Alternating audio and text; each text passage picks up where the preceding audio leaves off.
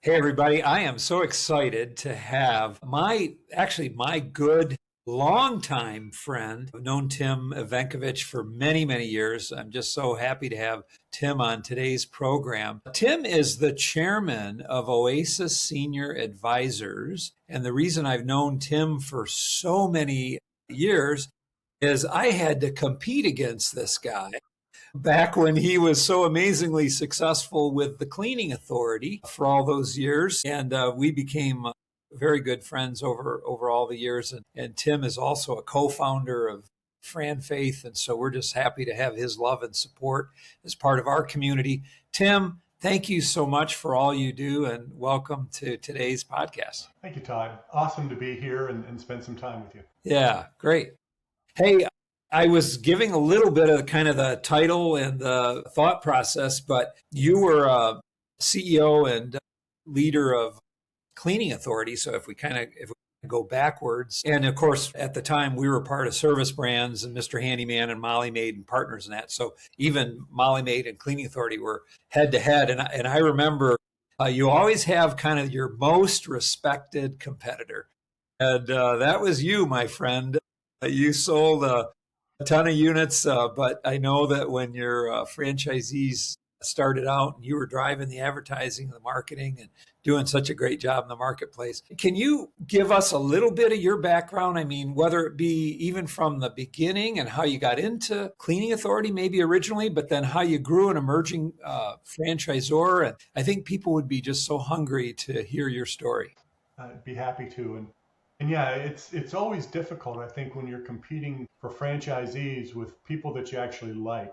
That makes it so much more difficult to when you win and or lose, I think. And with you and your wife Christy and stuff, we certainly did battle many times in a very positive way. Never said anything bad about the other company, but yeah, it's I much prefer to win against people that I don't necessarily care for. Yeah, I understand. Yeah, we did the same. So yeah, dating back to the year was 1989, and I had a business partner. We met going to church together. We both moved to the area in Maryland within a couple months of each other, and neither of us had anything else to do, so we just hung out constantly. And turns out he's got an accounting degree. I have a business management marketing. We thought, hey, we should go into business together. Yeah, what a great idea. We're 23, 24 years old, and we looked at a whole bunch of stuff. We looked at car washes and laundromats, and understand, we're fresh out of college, maybe a year or so or two, and we had tons of money. I think we had almost $300 between us. So we were flush, and we kind of fell into the idea of residential cleaning. We saw the boom that it was, and the potential, and there were obviously, like Molly Maid, so many great franchises out there already. Mary Maids, Molly Maids, The Maids, Maid Brigade, Maid of Perfection, Maid Pro. The list goes on and on. And we said, why not, throw our hat in the sand, our hat in the ring. And so what we ended up doing is buying a small little independent maid service in Maryland. Had a couple hundred customers, very good reputation, but we also knew we wanted to expand and grow. So we bought that in 1989. And an acute story behind that is, again, we had all this money behind us. So she was asking $250,000, and we're looking at our bank account with like $300 in it, and said, yeah, we can do this. And so we figured, what's the worst thing? And this is the first life lesson we learned in business was, it doesn't hurt to ask. The worst they can say is no, and it doesn't cost you anything, doesn't hurt. So we offered her half. The woman that was owning it, B-Rob, for some unknown reason, we offered her half and asked her to hold 90% of the note. And for some reason, she liked us and accepted. And so my partner and I, Steve Robbins, The purchase price was half. Yeah, $125,000. Okay. So we had to come up with about $25,000-$30,000. So we borrowed money from our preacher's father. We borrowed money we had a little line of credit from a bank. And next thing you know, we own this maid service, looking at each other going, do you know anything about a maid service? Not a thing. So we spent the first few years learning, understanding the business, and started to grow. We opened some satellite offices in the DC metro area. And then in 94, we decided it was time to franchise. And so got all our ducks in a row and started franchising soon after that, and just started to grow. And fortunately, I had an amazing business partner.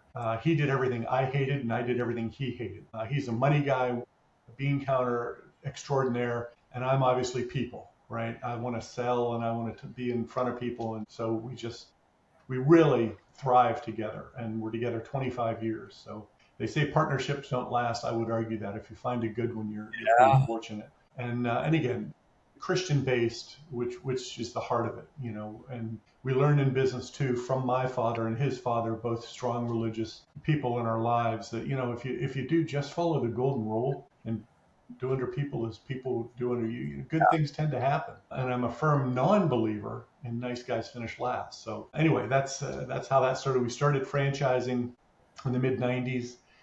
And grew very slowly. We thought, this is franchising. You hang your shingle on the door, and oh my gosh, they just beat down the door to become franchisees. That's how it works, right?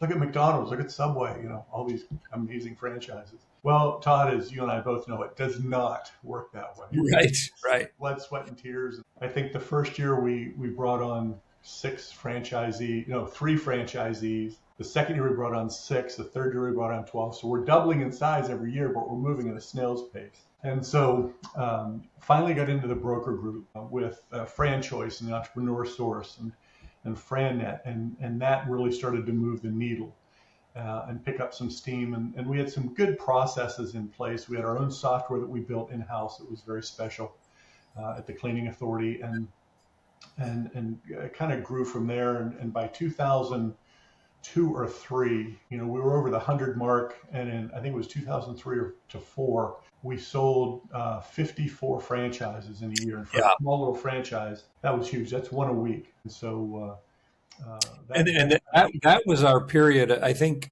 like Mr. Handyman, I think we averaged about 50 units from 03 to 08 or something like that a year.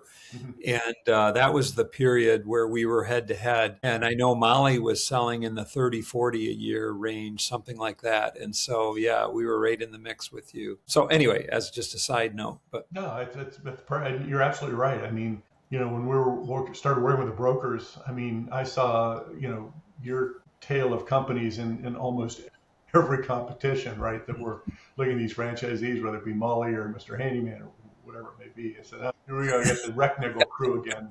Right. So that kind of kicked us off, and then worked that for I guess about 10 years past that. So at about the 20-year mark, 20-year mark, we thought it was time to sell. We had been in cleaning now 25 years. 20 of it in franchising, and felt, my partner and I, it was time to kind of look. So we did. We sold to private equity, and I got out completely from there, and kind of never looked back. I do miss it. I miss my franchisees. They're lovely people, really good hearts as well. And again, you're going into a home and cleaning it and coming out, and it looks good and it smells good, Todd, as you know, and people come home and puts a smile on their face. So that's always very positive. Yeah. But I think the interesting. That's a great success story, though, too, of private equity, because your company, Cleaning Authority, was expanded when it got purchased into a platform, and then that became Authority Brands, and Authority Brands does well over $1 billion today, and has really become a very, very nice platform, just as a side note. So, that you were the founding success of a pretty marvelous thing. Yeah, thanks for bringing that up, Todd. Yeah, the PE company had that in mind, to put a conglomerate of franchise companies together. And I think now they're at, 10 or 15, I think, under Authority Brands. And a lot of credit goes to, I think, our predecessor, Rob Weddle, who went in as CEO after Steve and I left, and really managed the heck out of it and did a fabulous job of bringing all these companies. And, he did an amazing job for Authority Brands and helped put them on the map for sure. Yeah. Yeah. So, as we got ready to get rid of the Cleaning Authority, about a year before that, Todd, I'm not sure if you knew this, we started a little small incubator company called FranForward. And Steve and I thought, with the knowledge we have of franchising now over 20 years, we can help some of these young fledgling franchise organizations build, grow, help them understand how to grow infrastructure to build a successful franchise. We got a couple clients, and we're building that at a decent rate. It's going okay, not great. We didn't want it to be huge, but one of the companies that came to us wasn't a franchise, and it was this company out of Muskegon, Michigan, that they were doing placement service. They owned a Comfort Keepers franchise, in-home care for seniors. And in an offshoot of that, they would sometimes help transition the senior into assisted living. When they could no longer safely live at home, they'd move them into assisted living, and they were getting a referral fee for this. And so this couple came to us and said, we think this company has legs. And my partner and I, Steve Robinson, are listening to this going, we love this, helping families through a very difficult and challenging time transition into assisted living or memory care for their elderly loved ones. It just had a great passion play for Steve and I. And so we had a couple meetings with him, and it was going very well. And then we told him what it was going to cost, not for us, but just to franchise. And those of us in franchising know it is not inexpensive to franchise anything. Correct. Right. It's just we're on the point for emerging franchisors as a point. We've helped launch probably over 10 brands now, or 11, 12, something like that. And then I know you've launched these brands. What would you estimate that cost is from your side? I think realistically it's anywhere from $500,000 to $1 million. Okay. Type of, whether it's brick and mortar, whether and you're talking the initial investment kind of at the $500,000, because almost every brand we've been involved in, it's $1.5 million to $2 million to fully stand up all of the operational help. So you have to almost get to those 50 units, but then you have to support them, and you got to have the ops staff and the marketing, and you got to have, and to get to that, a lot of people don't realize that that's usually a $1.5 to $2 million investment. So anyway, just as a side comment. Haven't been in that realm in 10 years or so I'm sure those prices keep escalating with everything. But not surprising, because once we told this couple that, this is probably what it's going to cost you, they said, well, that's not going to work. So they went away and started to do just kind of a dealership type thing with their model, and came back a year later and said, help, we've got about a dozen people. We don't know what we're doing. We don't know how to support them, and in our minds we're going, yeah, we kind of told you so. But anyway, exactly. They said, would you be interested in buying us out? And literally my partner and I, Steve, could not jump across the table fast enough to shake their hand. We love the concept because it's a concept, Todd, that all we do is give back. Yeah. We're taking a very challenging and difficult process for a family, moving their senior into assisted living, which is contentious enough, and making that transition as smooth as possible, and really holding the family's hand through the whole process. So here's the small world department. Muskegon, Michigan is my hometown. That's where I grew up. We've never really talked about this before, and we used your company for my mom and dad's placement when they went into independent living. Oh my goodness.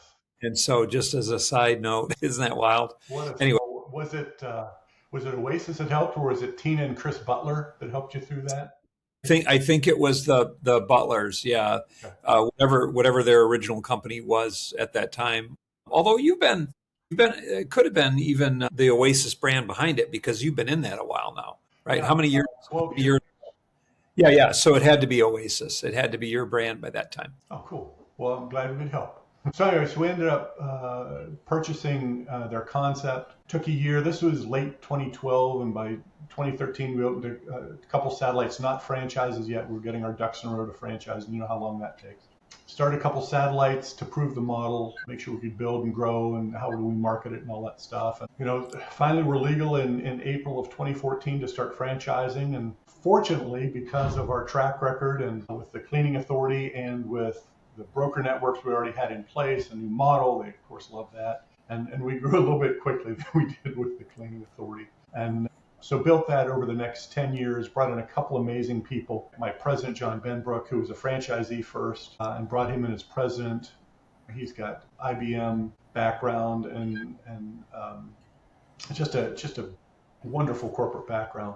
And then also our director of operations, CC Childry, who was in the aerospace engineering field and was a franchisee as well, and pulled her out of that. And between the two of them really have put our Oasis at the next level, and helped us get to that point where in we're in a position to look at private equity again, and sure enough, we were excited enough for them to purchase. In December of 22, we were bought by a company called Silver Assist, which I really wasn't ready. Needed our EBITDA to be a little bit higher than it was. But Silver Assist had a really great program. And what they were trying to do is put a whole conglomerate of companies together, not all in franchising. We're the only franchise organization in, but a whole company around the senior space of trying to be that one-stop shop for seniors if they need moving and storage, if they need a bridge loan, if they need,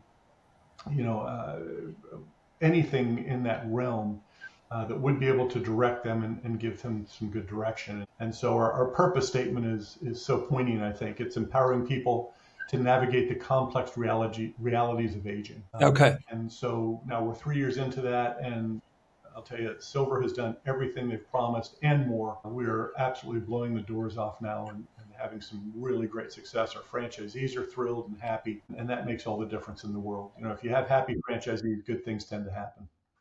Absolutely. And so how many territories are you up to? I believe we're 160, 165 at this point. Okay. Gotcha. April was 12 years in. No, 11 years in. That's great. And then the potential must be territory wide. It must be 500 plus, or territory as far as just the potential number of territories across the country in the way you're measuring it. Yeah. No, it's not going to be quite that high. I think we'll probably be around the 300 mark, 325. Oh, okay.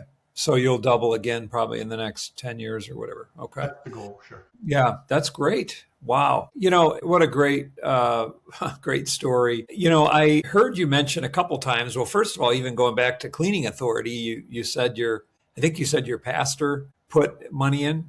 You had borrowed it. Our pastor's father. And so Wealthy owned some hardware stores or something in Alabama and had a bunch of money, and so it wasn't a lot. It was only $15K. Yeah. But it's interesting that you mentioned having only $300 to yourself. So you've clearly been through some of the struggles, and then it sounds like you've kind of been a person of faith for all those many years. And so maybe share with us a little bit how your faith plays part of this. I mean, I could see from the story that you're tenacious and continue to go and grow and don't take no for an answer, and that's all good. But talk to us a little bit about your faith through that journey. Sure. Todd, as you know, there are trials and tribulations with franchising, whether you're the franchisor, franchisee, or supplier. Where there were many, many months where my knees were so sore from being on them, praying about stuff. How are we going to get through this? How am I going to fix this? What's the next step? You're just asking God, what do I do here? And I've been so blessed in my life with amazing people around me. And I'm certainly a firm believer of not just bringing in people of faith, but people with the right heart, right? That are passionate about helping people and want to do right by people. And if you put people around you that are smarter than you and do things better than you do, good things tend to happen. And I think that's a great lesson, I think, for emerging franchisors especially, is sometimes you just have to drop your ego and say, I can't do this alone. I can't do this as well as I should. We like to think we can, as leaders and CEOs and presidents and stuff. We like to be able to handle everything. But God didn't build us that way. And so we need to ask for help. And that was a lot of the time on my knees of saying, where do I turn? Who do I turn to? What do I need? What person do I need in my life to help me get through this? And Todd, we talked about, and the worst of all of that was COVID. Here we're in an industry helping seniors find assisted living and memory care. And our whole model is very personalized. We work with the senior face to face. We tour with the seniors. And that was completely shut down. We couldn't go into assisted living. We couldn't go in and meet seniors face to face. It was, I should have gotten stock in Zoom because that was going to boom.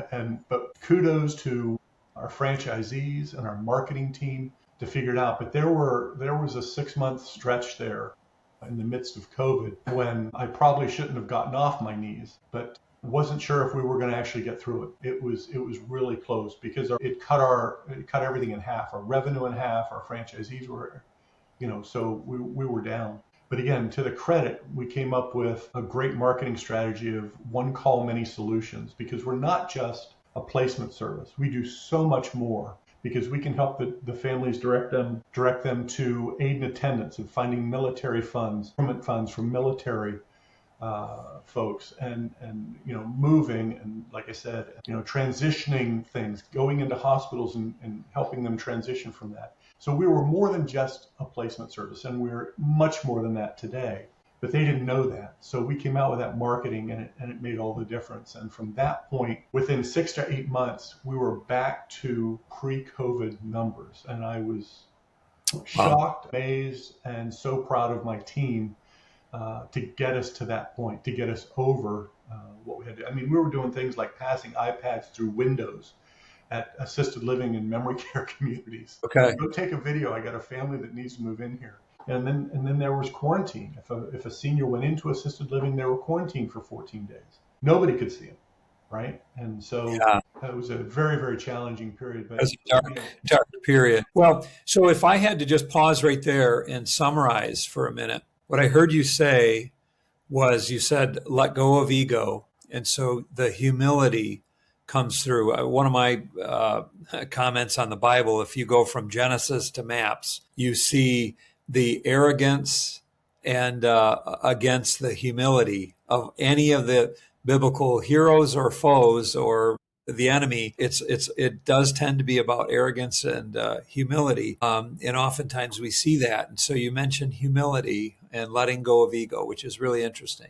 Second, I heard you say getting on your knees, and so praying, but specifically it sounded like you prayed for God's wisdom in that. You mentioned that you were looking for wisdom. Where do I turn? And so I think that that's such an amazing, tangible thing, that going to prayer and then asking for God's wisdom, because he says in the Bible, he will give you his wisdom. And so then I heard you say you had a flourishing period after that, where you had 6 to 9 other months with different revenue ideas and opportunities. So my guess would be God gave you his wisdom in that period. Is that, I mean, that's kind of your... Absolutely. I pray for wisdom, pray for direction. Give me a path, show me what that, I don't care how difficult it is. Show me what it is and lead me down that path. And God will provide.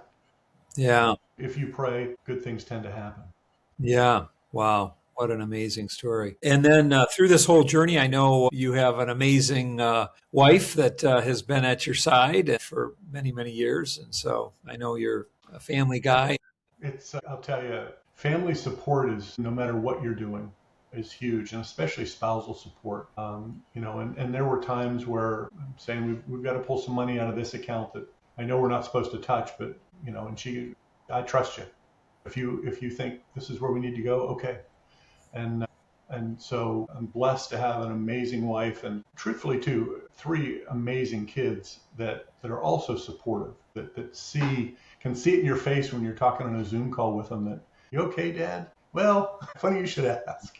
Yeah. And they can be very supportive. And certainly my parents, I was blessed to have them alive for all of this. And so, their prayers also, I know, ring true, very devout, raised in the church my whole life. So it's a blessing to have that much support, but also Christian support around you. Yeah. Yeah. Well, that's wonderful, because I know in FranFaith, it's important to kind of work on the finances like we've talked about in our franchises, but critical to be working on faith and family and keeping even our own fitness up as well. And so keeping some balance in all areas of life. And so, that's why I was so excited to have you on, Tim, because you are such a balanced guy. I am a Libra, so it makes perfect sense. One of the other things that I've always thought, your sense of humor, you're just wicked smart, and you've always got a quick comeback, and you've been a little bit subdued here today, because I know we're doing the interview, but you get you off to the side, and you have given me some of the best laughs of my life.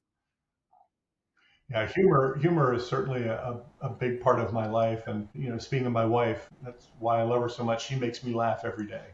Yeah, and if you can do that for each other, that's a huge benefit to any marriage. I agree. But thank you for those comments, Todd. I appreciate that. My wit is what it is, but well, nobody can quite tell a story like you do. When you go through an experience that you've had somewhere in the world or something, and It's almost like a comedy routine. Is there anything we're missing that we should know about Tim Evankovich today? Hit the highlights. And I'll go back to one of my comments, especially since a lot of emerging franchisors will watch this, is, don't be afraid to ask for something, right? You're never going to get what you don't ask for. And it doesn't necessarily hurt. It's not going to cost you anything, but don't be afraid to ask. And so I will leave with a kind of a cute story. We talked about needing money to get the cleaning authority started. We got money from our preacher's father, but the other 15,000 came from an acquaintance at a bank. And my partner went in to say, hey, we're looking for a line of credit, $15,000. We're starting a small business, and we really need the working capital. And the guy's going, so let me get this straight. You're getting married, and you need money for the honeymoon and reception. No, we just told you we're starting a small business. And he's going, you're getting married, and you need money for the reception and the honeymoon. Yes. Yes. They Yeah. gave us the look. They said, That's pretty funny. We're not going to give you a dime. But marriage, that's a little stronger and more concrete. We'll go into that. They were willing to, essentially make a personal loan to you for a need, and they were blocked on a business loan. So isn't that crazy? So you ended up, of course, paying that loan back because it was a loan. Yeah. But I'm curious, the 15,000 investment, was the other one a loan, or was that, did they get a little kicker in the business? I was curious about their return. Straight loan. Straight loan. Okay. So they were paid off in under 2 years. They were helping you out. Okay. I gotcha. Yeah. Cause I know your returns on all your businesses have been extraordinary. So, all right. Hey, Tim, thank you so much for sharing today with us and for your love for everybody. You are such a great networker in franchising, but also for helping co-found FranFaith and being part of this community here today. So we appreciate you so much. Todd, the pleasure is truly mine, and I'm thrilled to be a part of FranFaith and seeing where this thing goes and all we can do to spread God's word. That's what it's all about. Thank you. All right.